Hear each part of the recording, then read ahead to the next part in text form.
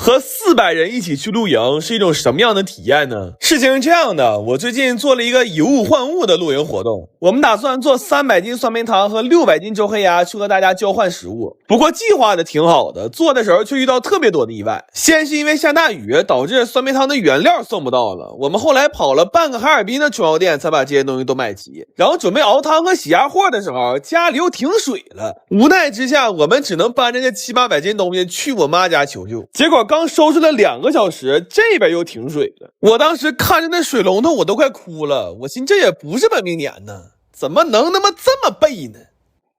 所以後來那幾天為了搶時間，我們基本就沒怎麼睡過。但是要命的是，這2樣東西做起來它就急不得，因為酸梅湯是用砂鍋熬的，只要但凡大點火，那就得漏得跟花灑似的。然後鸭貨也不能急，因為每種鸭貨的時間和火候都不一樣，就只能一鍋一鍋幹。我們前後一共滷了50多鍋，為了入味，滷完又泡了一宿。不過過程雖然折騰，但東西做完了還是挺好吃的。這酸梅湯合成本9.5塊一瓶，喝起來味道特別純正，鴨貨滷的也特別入味，味道真的很像周黑鴨，但就是做的太慢了。後來打包的時候已經是我們出發前的最後6小时了，就看着那倒計時都要給我急死了，急得我只想上廁所，但是这一滴都尿不出來。真的，我上一次出现這種生理反應的時候，是我高考那年以為自己答不完卷了。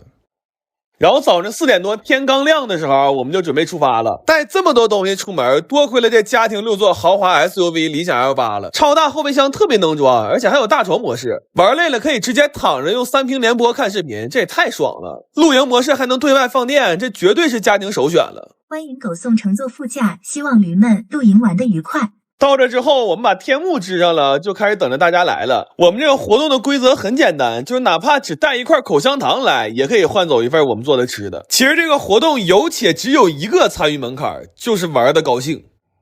不過來的朋友們真的都特別熱情，有帶狗的，有騎馬的，有帶200個燒餅的，還有帶300杯奶茶的。好多朋友還帶了自己做的吃的，都特別精緻。就這麼一比，我們幾個好像就是個廢物。然後還換回來好多有趣的東西，從英國來的 CD， 從沈陽來的雞架，從旁邊河裡現打的魚，還有這過2天就要結婚的喜糖。而且大家玩的也特別高興，分別組成了流水的麻將局、狼人殺局，還有永不散場的酒局，還有好多從頭到尾一直熱心幫忙的朋友們，真的特別感謝。所以陸續我們就把交換局做成分享局了，把所有吃的都給大家分了。後來我看情緒到了，我覺得是時候邀請大家喊出那句夯實的口號了。狗送好活人。我們同學過2天就要領他爺他奶上三亞了，完今天小聚一下。但是他爺他奶年齡大了，坐不了飛機，只能坐火車。哎呦，我哈爾濱到三亞坐火車，我說哥們，你這趟是押標去了呀？老話說上車餃子下車面，所以這頓必須得有烤包子呀。這包子刚開始餡多了，完就使勁往裡包，後來覺得餡不多了，就加了點洋蔥。再後來啊，餡裡沒肉了，我就直接包了2洋蔥餡的。完，我們同學含着眼淚跟我說走之前我能不能點2個菜，一個是你給你奶做的肘子烩飯，還有一個是你前老丈人給你做的那個廣式給包。真的，就他那個眼神真誠又篤定，我一下沒整明白，我說你是要走啊還是要走了？我說咱今天吃的是飯呢還是席呀，哥们兒？我弟說哥你別跟他生氣了，你看看我點這倆菜，他點的麻辣拌、剁椒魚頭和酸豆角炒肉末。哎呀，我真是我弟從來就不願意吃那老爺們吃的東西，你发没发现？还给他準備了1箱整整9盒自嗨鍋，都是趁現在拼多多雙11花1塊錢搶的。這毛血旺自熱火鍋賊入味兒，還有梅扣和沙牛飯都嘎嘎好吃。鏈接我放評論區了啊，你們也弄他一下子。但他們爺仨得坐4天火車，我都怕這1箱不夠啊。來吧，吃上家了，走飯、紅肉、山排湯、澆頭、碧蝦。烤包、醬煲、麻拌、土茄、蒜末。完，這小子說這頓飯還有一個目的，想要走我炖肘子的秘方。我說幹啥呀？你要上三亞開飯店去啊？他說不是，主要從來沒單獨和他爺他奶待半年以上，他也害怕老頭老太太吵着，想多一門平事的手藝。我最近去參加東東和三七的婚禮了，作為他倆的10年老粉，我打算把他們的婚紗照做成一個5210塊的純手工拼圖送給他們。但是這拼圖整整做了18天，做的我差點沒趕上他倆婚禮。剛開始我是想給他倆做個紙質拼圖，所以前幾天我們一直在研究怎麼把紙殼做成硬紙板。但是忙活了幾天，我發現做紙板根本遙遙無期，倒是做出不少30年前我奶家用的廁紙，而且我弟嘗了一口，就連味兒都是一樣的，我當時都崩潰了。我心說研究了6、7天，合着紙質拼圖就研究出個紙，完了還是侧的。所以后來我就想給他倆做磁吸拼圖了，我打算用1毫的軟磁貼粘上1毫的卡紙板，組一個1.2乘1.8的大畫板，然後把他倆的婚紗照畫到這上面。但是這畫畫起來實在太折磨人了，這裡邊頭髮、眼睛這種細節的地方實在太多了，甚至包括養樂多的狗毛都需要一筆一筆畫出來。我後來數了一下，這畫我弟和我二姨一共呢畫了7萬來筆，然後在空白的地方我們畫了幾個 Q 版照片，基本上都是全網最深的記憶點了，包括白眼狼先生也在此占有了一席之位。這畫到最後我們一共熬了5個大夜，那後期我仨對咖啡都免疫了，就甚至連那老補心丸我們都開始一板一板吃了，這活幹得太費命了。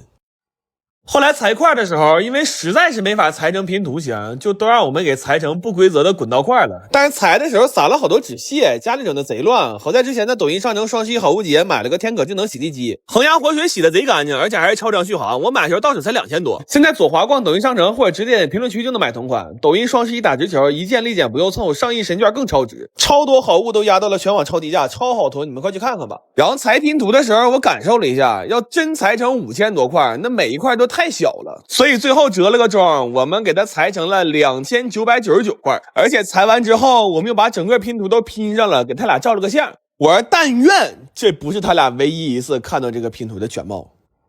最後打包的時候，我還給他倆做了個100年好合，但是因為整個制作過程比較趕，就導致我倆去送拼圖的時候非常極限。我倆抱着這20斤的拼圖，從哈爾濱到杭州一直都在狂奔，給那鞋底都要磨出火星来了。好说歹说算是趕上了，然後給他倆講解了一下這個拼圖的構造。我估計有這麼個大玩意兒，他倆的婚後生活應該是不會無聊了。就我做18天就得拼啊哥，多少天？18天。